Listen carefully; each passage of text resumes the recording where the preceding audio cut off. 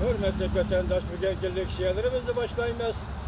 Leksiyada size Rosa Washington'dan sözdeyimiz. Bugünkü saat 2019 yıl 8. ayının 28. gün.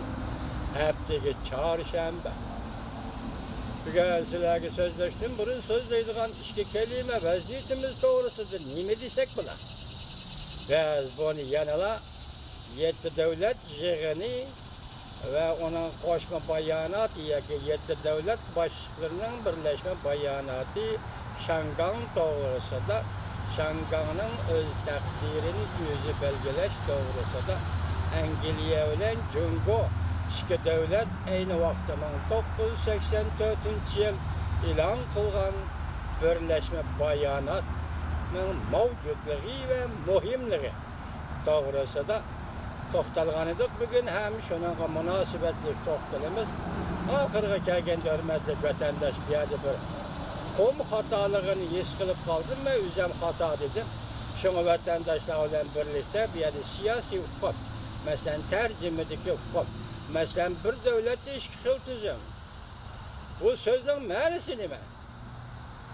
Xitayçı ne mi dedi, iyi ol yanıcı deydiken? O Xitay tılığı mümkündür. Yani başka tıllığı mümkündür. Lakin Uygur tılığı mümkün emez. Bu bir devletçi işgal tüzüm degen ne degen gel. Mesela onu söz tercüme kıldık değil.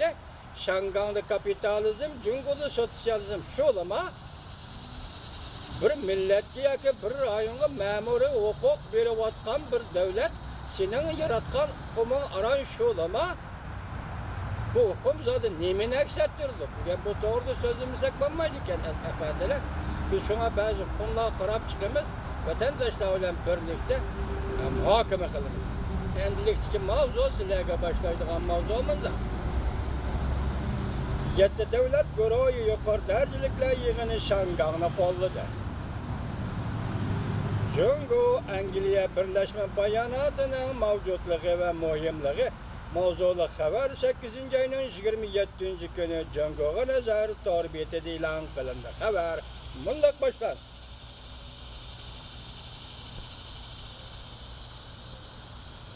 Haber mundak başlandı. Könügen yetti devlet yukarı dercilikle yığını Fransa'da ahırlaştı. Yani 27. günü. Yetti devlet başlıkları 1984 yılı Cungo Angliya Birleşme Bayanatı da belgelengen Şangan'ın öz takdirini yüzü belgeleş hukukunu kolladı. İlk muhakemede şu öz takdirini yüzü belgeleş ve bir devlette işgal tüzüm hukumlarını seliştirip muhakeme yaparımız vatandaşlar. Belgelengen Şangan'ın öz takdirini yüzü belgeleş hukukunu kolladı. Hem de okşaşlı her kaysi taraflarının soğukkan oluşağa müracaat ilan kıldı. Yetti devlet güroyu yığını Şangan'ı kolladı. Angliya Cungo Birleşme Bayanatının mevcutluğu ve muhimliği. Çet ellerde Xitay matbuatları haber kılıp bundatlı işte.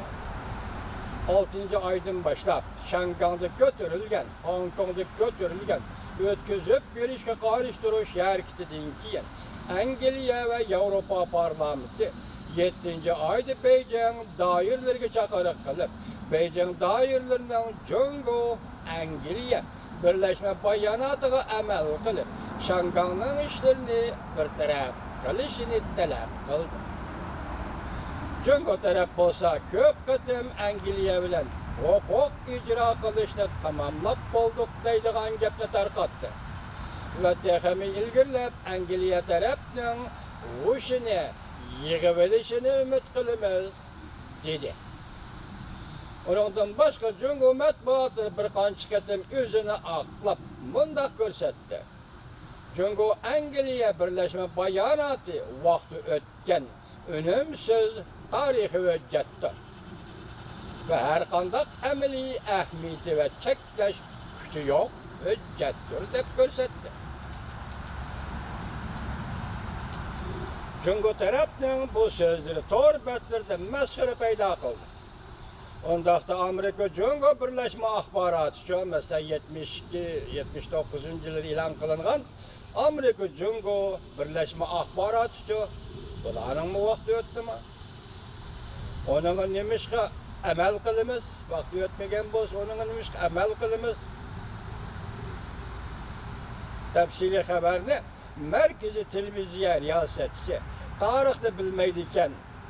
Ro'y parchilanish kesili giriftar bo'pti deb tanqid qilindi mavzuliq maqola qarab. Xabarda shunday deyildi. Lekin Fransiyaning g'arbi janubidagi Biarritz shahrida 7 davlat guruhi yig'ini 26-kuni oyoqlashganda fransuz tilida bir parcha birlashma bayonot e'lon qilib, aniq qilib bunday ko'rsatdi. 7 davlat yig'ini 1984-yili imzolangan Jungo-Angliya birlashma bayonoti mavjudligi va muhimligini ta'kidladi. Shundaqla zo'ravonlikdan xoli bo'lishga chaqiriq qildi. Amerika Qo'shma Shtatlarining prezidenti Tramp 7 davlat guruhi yig'inida Hindistonning vaziri Modi bilan ko'rishganda bunday ko'rsatdi.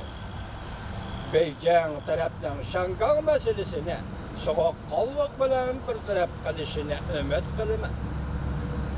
Angliyaning vaziri Boris Johnson muxbirga bunday dedi. Angliya, Kanada, Fransiya, Germaniya, Yaponiya, İtaliya ve Amerika davlat rahbarlarining hammasi Shangangning ahvoliga cho'nqur ko'ngil bo'ladiganligini bildirdi. Boris Johnson Angliyaning vaziri bunday dedi. 7 davlat guruhi muqim gullangan Shangangni qo'llaydi. Biz kollektiv holda bir davlatda ikki xil tuzum ramkasiga birlikda kuch chiqaramiz. 7 davlat guruhi yig'ini birlashma bayonotida yana İran, Liviya ve Ukrayna meselesini tilga oldi.